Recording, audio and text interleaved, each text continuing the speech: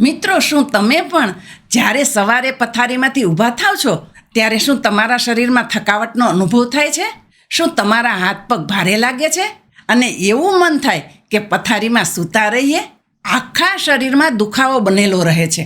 ઉઠતાની સાથે જ શું તમને નબળાઈનો અનુભવ થાય છે?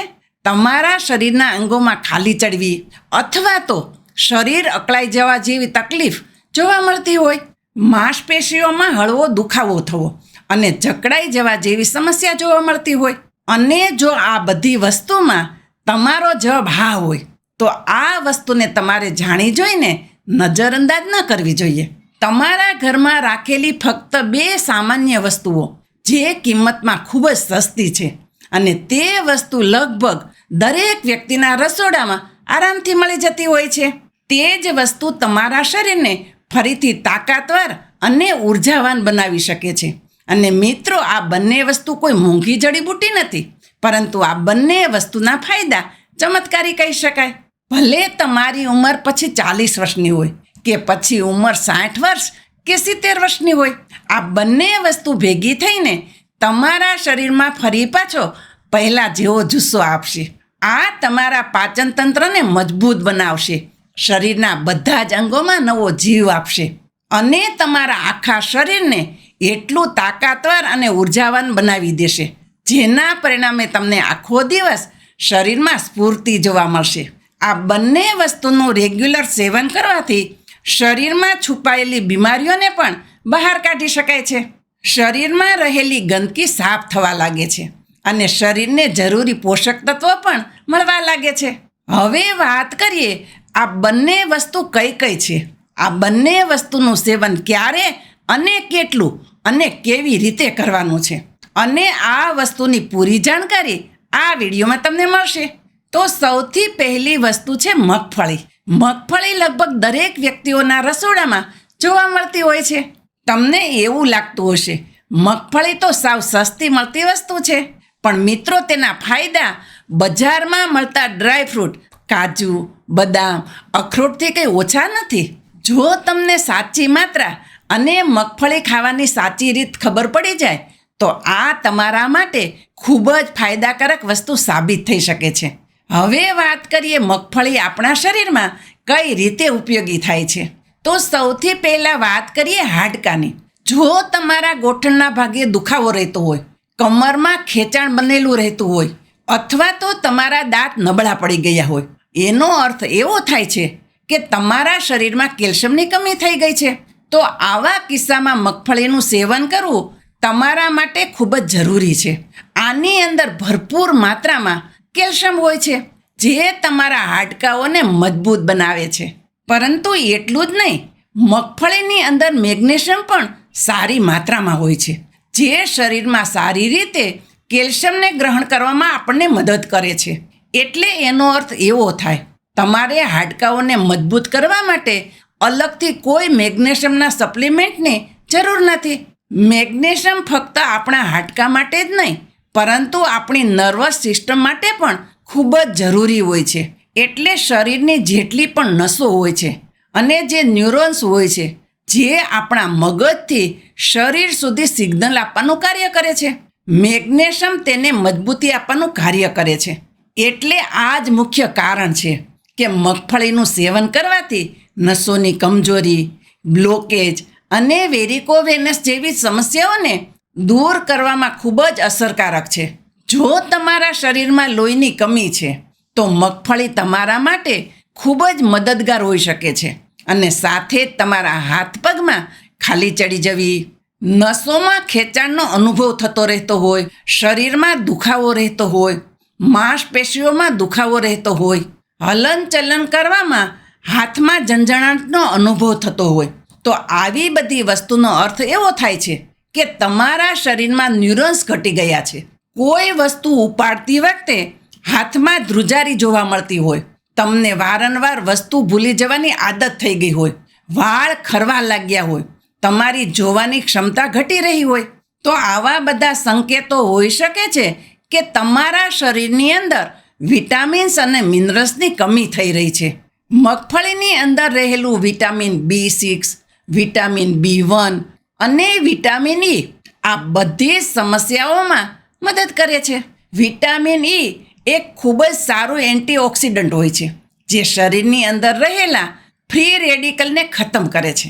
ચામડીની ઉપર આવતી કરચલીઓ, ડાઘાઓ અને ખીલને દૂર કરવાનું કાર્ય કરે છે અને શરીરને ફરીથી નવું બનાવવાનું કાર્ય કરે છે.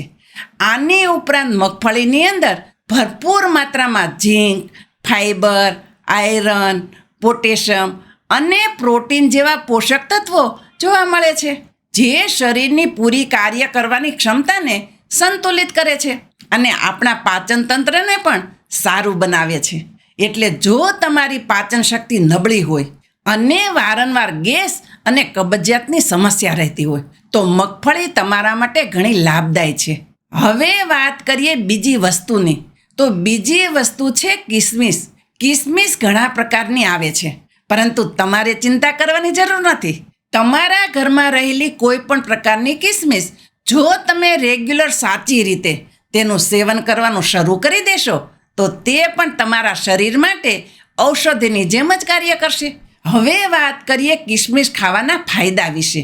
જો તમને વારંવાર તણાવ એટલે કે ટેન્શન થઈ જતું હોય, તમારા મનમાં કંઈક ને કંઈક વસ્તુ વારંવાર ચાલુ રહેતી હોય, અથવા તો નાની નાની બાબતે તમે વધુ વિચારવા લાગતા હોય, જેના પરિણામે એન્ઝાયટી એટલે કે બેચેની જેવી તકલીફ ઉત્પન્ન થતી હોય અને રાત્રે નીંદર પણ સરખી રીતે ન આવતી હોય, તો આ એવા સંકેત હોઈ શકે છે કે તમારા શરીરની અંદર હોર્મોન્સનું સંતુલન ખોરવાઈ રહ્યું હોય. અને આવા કિસ્સામાં કિસમિસનું સેવન કરવું તમારા માટે ઘણું ફાયદાકારક છે. આની અંદર પોટેશિયમ ભરપૂર માત્રામાં હોય છે, જે તમારા હૃદય માટે ખૂબ જ સારું માનવામાં આવે છે. જો તમે રેગ્યુલર સાચી રીતે કિસમિસનું સેવન કરો છો તો તમારા હૃદયનું સ્વાસ્થ્ય પણ સુધરેલું રહે છે અને હૃદયને સંબંધિત બીમારીઓ તમારાથી દૂર રહે છે. કિસમિસ શરીરની અંદર પોષણની કમીને દૂર કરવાનું કાર્ય કરે છે. જે લોકોને વારંવાર કબજિયાત એટલે કે પેટ સરખી રીતે સાફ થવાની સમસ્યા રહેતી હોય, એવા લોકો માટે પણ કિસમિસ રામબાણની જેમ કાર્ય કરે છે. કિસમિસ તમારા પાચન ક્રિયાને સારી બનાવે છે અને કિસમિસ ખાવામાં પણ મીઠી હોય છે, જેના કારણે આને ખાવામાં ઘણી સરળતા થઈ જાય છે. જો તમારા પેટની અંદર વારંવાર ગેસ બનતો હોય, જેના કારણે તમને પેટમાં દુખાવો, પેટમાં દબાણ અને છાતીના ભાગમાં બળતરા જેવું થયા રાખતું હોય અને તેના પરિણામે ઘણી વખત તમારા દાંતમાં પણ પરેશાની જોવા મળે છે, આ બધી સમસ્યામાં તમને કિસમિસ ઉપયોગી સાબિત થઈ શકે છે. રાત્રે જ્યારે તમે સૂવો છો ત્યારે શરીરમાં બનવાવાળું એસિડ મોઢા સુધી આવી જાય છે, જેના પરિણામે સવારે મોઢાનો સ્વાદ બગડી ગયો હોય છે. આ વસ્તુ પણ ગેસના કારણે જ થતી હોય છે. એવા કિસ્સામાં કિસમિસનું સાચી રીતે સેવન કરવું તમારા માટે ઘણું ફાયદાકારક થાય છે. કિસમિસ શરીરમાં લોહીની માત્રા વધારવામાં તમારી મદદ કરે છે. બ્લડ પ્રેશરની તકલીફવાળા વ્યક્તિઓ માટે પણ કિસમિસ ઘણી ફાયદાકારક છે. કિસમિસ તમારા વાળને ઘાટા અને ચમકદાર બનાવે છે અને ચહેરાની ત્વચામાં પણ નિખાર લાવે છે, કારણ કે આમાં એવા ઘણા બધા પોષક તત્વો હાજર હોય છે કે જે આપણી ચામડી અને વાળ માટે ખૂબ જ જરૂરી છે. પરંતુ ઘણા લોકોને કિસમિસ ખાવાની સાચી રીતની ખબર હોતી નથી, જેના કારણે તે લોકોને કિસમિસ ખાવાનો પૂરો ફાયદો નથી મળી શકતો. હવે આપણે વાત કરીએ મગફળી અને કિસમિસ ખાવાની સાચી રીત શું છે. મગફળી ખાવાની સૌથી સહેલી રીત જણાવું. તમારા એક હાથની મુઠ્ઠીમાં જેટલી પણ મગફળી સમાય તેટલી માત્રા તમારા શરીર માટે શ્રેષ્ઠ હોય છે. આ વસ્તુ બધા લોકો માટે લાગુ પડે છે. નાની ઉંમરથી લઈને મોટી ઉંમરના વ્યક્તિ સુધી જેટલી તમારા હાથની મુઠ્ઠીમાં મગફળી સમાય એટલી મગફળી તમારે લેવાની છે અને આ મુઠ્ઠીમાં રહેલી મગફળીને તમારે એક વાટકામાં નાખવાની છે. તેના પછી તમારે લેવાની છે કિસમિસ.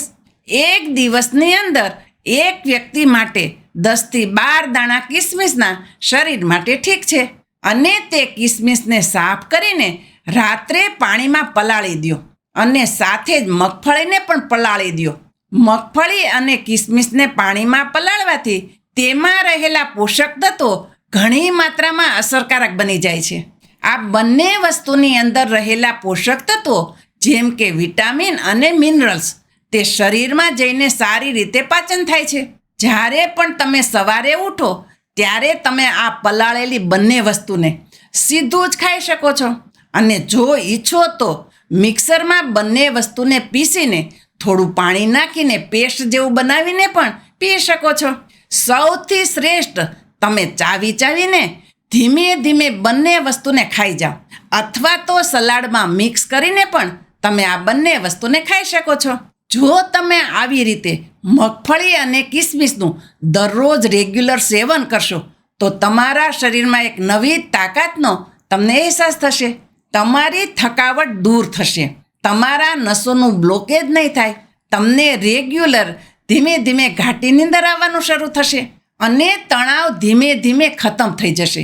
પાચન ક્રિયા મજબૂત થઈ જશે અને જ્યારે વ્યક્તિનું પેટ સરખું ચોખ્ખું રહેવા લાગે ત્યારે શરીરમાંથી 90% બીમારીઓ ઠીક થવા લાગે છે. જેમ જેમ વ્યક્તિની ઉંમર વધે છે તેમ તેમ શરીરમાં પ્રોટીનની ઉણપ જોવા મળતી હોય છે.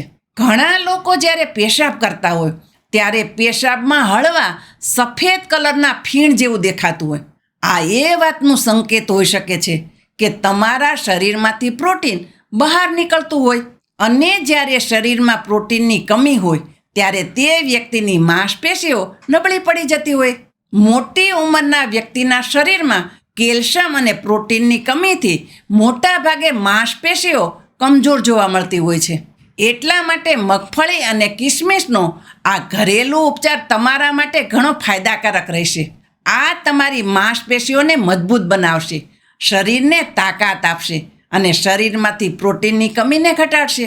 આ ઘરેલું ઉપચાર ખૂબ જ સરળ, ખૂબ જ સસ્તો અને ખૂબ જ અસરકારક છે. આ ઉપચારને કોઈ પણ વ્યક્તિ કરી શકે છે. નાની ઉંમરના વ્યક્તિથી લઈને મોટી ઉંમરના વ્યક્તિ સુધી કોઈ પણ વ્યક્તિ આ ઉપચારનો ઉપયોગ કરી શકે છે. તમે આજથી જ આ ઘરેલું ઉપચાર કરવાનો શરૂ કરી દો. મિત્રો, મને આશા છે આજનો આ વિડીયો તમને જરૂર પસંદ આવ્યો હશે અને આ વિડીયોમાંથી તમે કંઈક ને કંઈક નવું શીખ્યા હશો. જો વિડીયો તમને સારો લાગ્યો હોય તો વિડીયોને લાઈક અને ચેનલ ઉપર નવા હોય તો ચેનલને સબસ્ક્રાઈબ પણ કરો અને બધા લોકો સાથે શેર કરો. હું શારદાબેન ગોસ્વામી તમને ફરી મળીશ એક નવા જ વિડીયો સાથે. ત્યાં સુધી મસ્ત રહો, સ્વસ્થ રહો.